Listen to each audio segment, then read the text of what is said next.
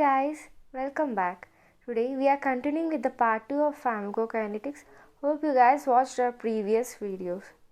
Watch part 1 before part 2. So let's start with today's topic, distribution. After a drug reaches the systemic circulation, it gets distributed to other tissues. It should cross several barriers before reaching the site of action.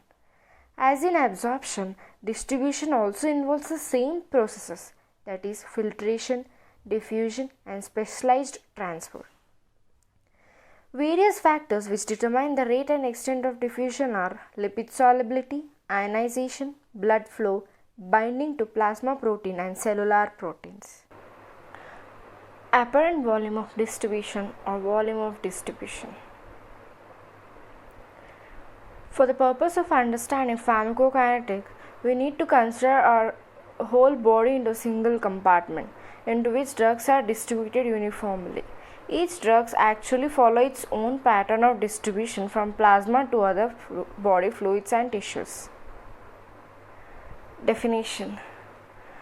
Apparent volume of distribution is defined as the volume necessary to accommodate the entire amount of the drug administered, if the concentration throughout the body were equal to that in plasma. What's the formula for calculating volume of distribution is dose administered by plasma concentrations. Important facts about volume of distribution are: if a drug is retained mostly in the plasma, then its volume of distribution is small. While if they are distributed widely in other tissues, then volume of distribution is large. Example, pethidine. In the treatment of poisoning, we have to know the volume of distribution of drugs is clinically important in the treatment of poisoning. Drugs with large volume of distribution like pethidine are not easily removed by hemodialysis because such drugs are widely distributed in the body. Volume of distribution may vary with changes in tissues permeability and protein binding as seen in some diseases. Drugs extensively bound to plasma proteins have a low volume of distribution. Example, phenylbutazone. Redistribution. High lipid soluble drugs get initially distributed to organs with high blood flow, which are brain, heart and kidney. Later, less vascular but more bulky tissues take up the drug. In the meanwhile, when the plasma concentration falls, the drug is withdrawn from the sites. This withdrawal of drug is called redistribution. If the site of action of the drug was in one of the highly perfused organs, redistribution results in termination of drug action. Greater the lipid solubility, faster is its diffusion. Thiopentine and oral diazepam. Anesthetic action of thiopentine and hypnotic action of oral diazepam are relatively short because of redistribution. To overcome this redistribution, drug is given repeatedly or by continuous IV infusion over long periods.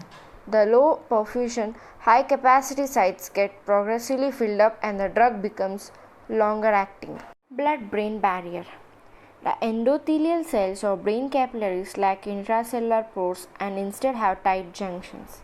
Moreover, glial cells envelop the capillaries and together these form BBB, means blood-brain barrier. Only lipid-soluble unionized drugs can cross this BBB. During inflammation of meningitis, the barrier becomes more permeable to drugs. Example, penicillin readily penetrates during meningitis. Passage across placenta.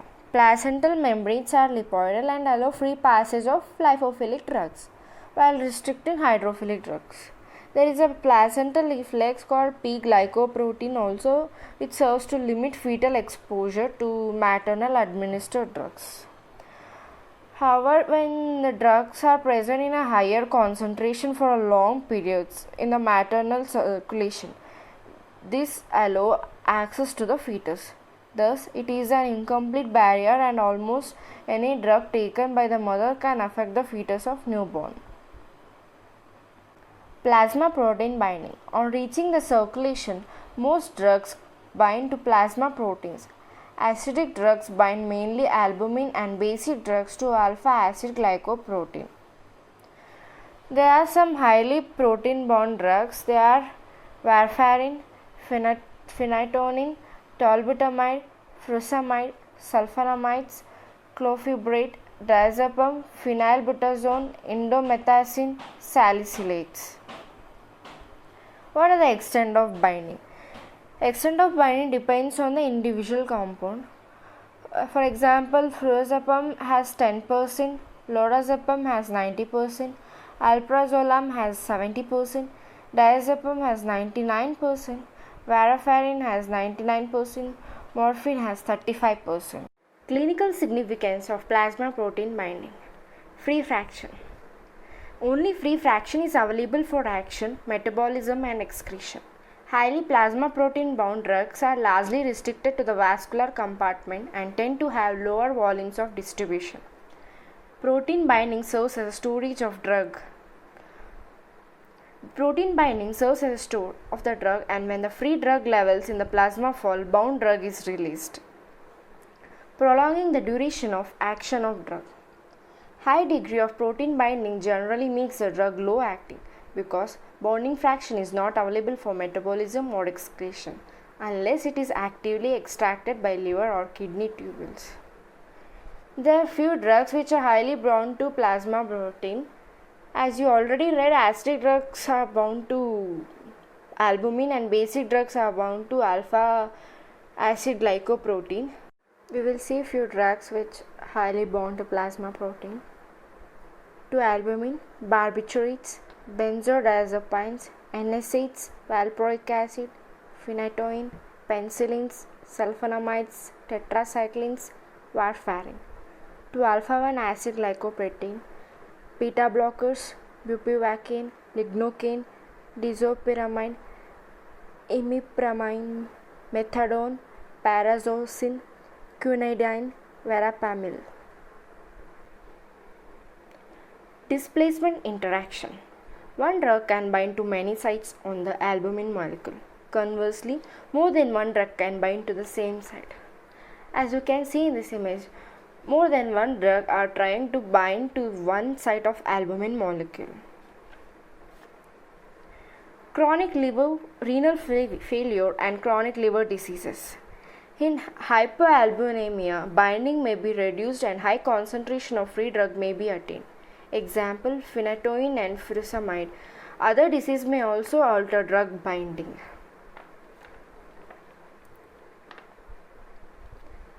Tissue storage.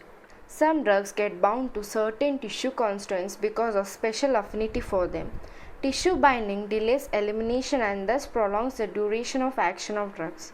For example, lipid-soluble drugs are bound to adipose tissue. Some exhibit local toxicity due to high concentration. Example, tetracycline on bone and teeth. We'll see few drugs which are concentrated in tissue. In skeletal, muscle and heart, digoxin and amytine. Liver, chloroquine, tetracyclines, amytine and digoxin. Kidney, digoxin, amytine and chloroquine. Thyroid, iodine. Brain, chlorpromazine, acetazolamide and isoniazid. Retina, chloroquine. Iris, ephedrine and atropine. Bone and teeth, tetracyclines, heavy metals. Adipose tissue, thiopentone, ether, minocycline. Please like, share and subscribe. We will be back with part 3. Thank you for watching.